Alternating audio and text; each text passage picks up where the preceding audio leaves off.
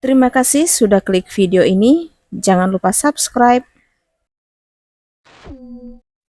Jasad seorang santri tahfiz Quran ditemukan tergantung dalam salah satu bilik kamar mandi yang ada di asrama pondok pesantren. Hasil autopsi menyatakan bahwa tidak ditemukan tanda-tanda pembunuhan. Besar kemungkinan santri tersebut melakukan tindakan bundir. Pihak pesantren kala itu berkata bahwa korban adalah murid yang baik.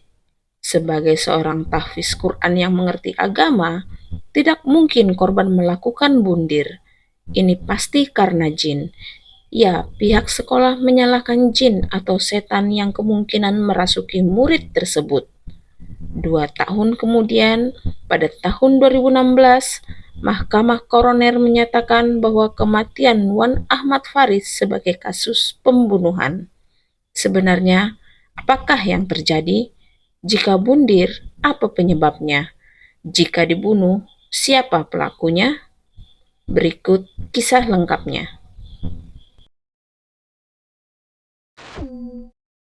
Kisah dimulai pada saat ditemukannya jasad seorang santri di salah satu bilik kamar mandi.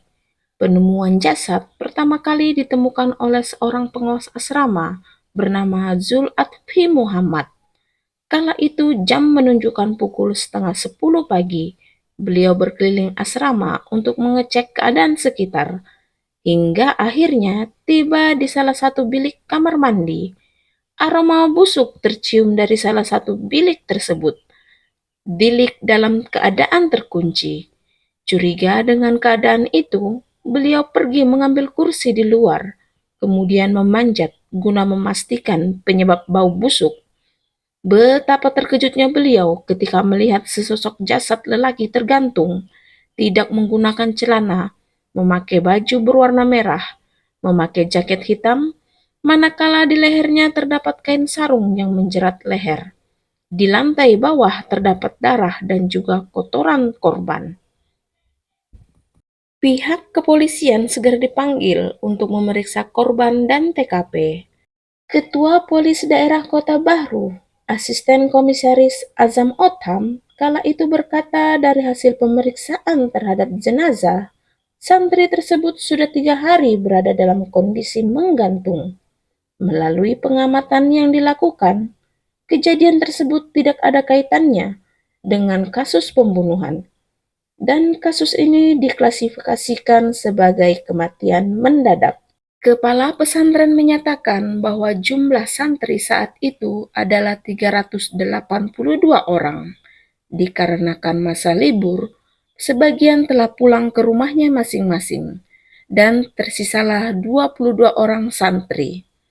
Ke-22 orang santri kemudian dipanggil dan diperiksa untuk dijadikan saksi. Pada hari kejadian, semua santri dinyatakan berada di asrama saat peristiwa ini terjadi.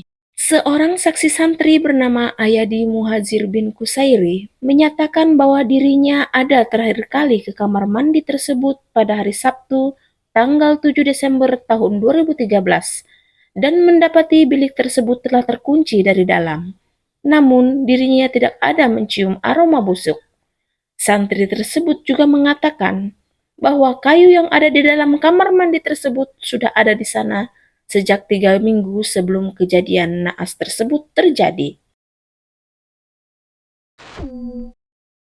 Pada tanggal 16 Desember 2013, hasil pemeriksaan pakar forensik keluar dan menyatakan tidak mendapati adanya unsur kejahatan dalam jasad korban.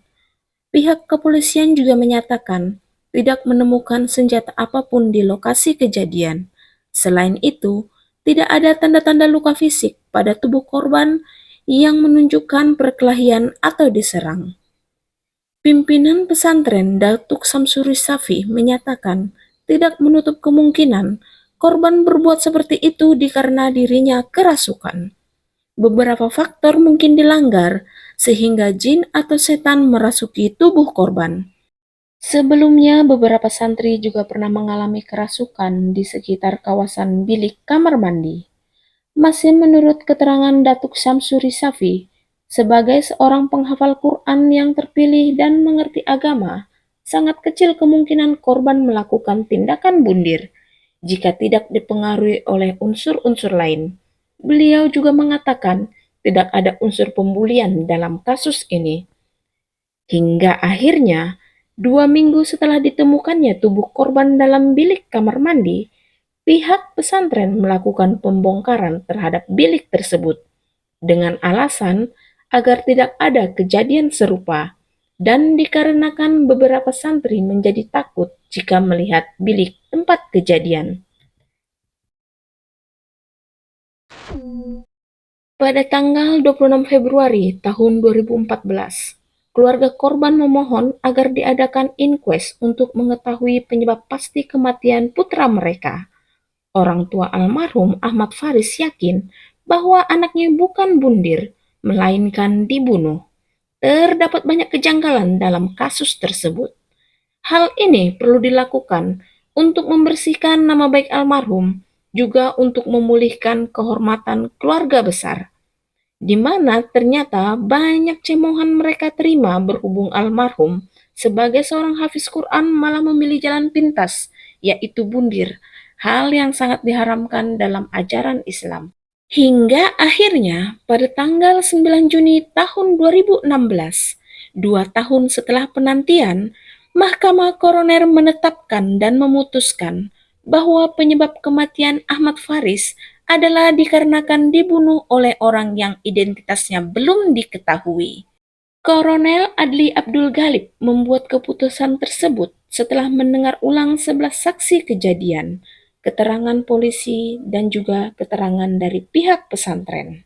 Perubahan status penyebab kematian anaknya disambut baik oleh pihak keluarga dan berharap masyarakat berhenti mencemooh keluarga besar mereka. Pada 20 Agustus tahun 2020, setelah 7 tahun berlalu, keluarga almarhum mengeluarkan amarahnya, manakala hingga selama kurun waktu tersebut tidak ada satu orang pun yang dijadikan tersangka. Pihak keluarga merasa kepolisian tidak serius mengungkap kasus ini. Ruhani selaku ibu korban berkata, "Ibu mana yang tidak sedih mengingat kematian anak tersayang, tidak mendapat pembelaan, sedangkan individu yang menjadi penyebab kematian anaknya hingga saat ini tetap bebas." Dirinya juga menyatakan bahwa ia telah mengikhlaskan kepergian sang anak. Namun, mereka sekeluarga tidak akan memaafkan pelaku penyebab tragedi ini. Setiap hari mereka berdoa agar pelaku ditemukan dan dibawa ke pengadilan untuk mendapatkan hukuman setimpal. 10 tahun sudah berlalu, akhirnya pihak keluarga berkata agar pelaku datang dan memohon maaf dan memberitahu motif sebenarnya mengapa anaknya dibunuh. Mereka juga berharap pihak pesantren tidak menutup mata untuk kasus ini hanya demi menjaga nama baik pesantren. Mari kita panjatkan Al-Fatihah kepada almarhum. Semoga di akhir penantian pihak keluarga mendapatkan keadilan yang seadil-adilnya. See you guys.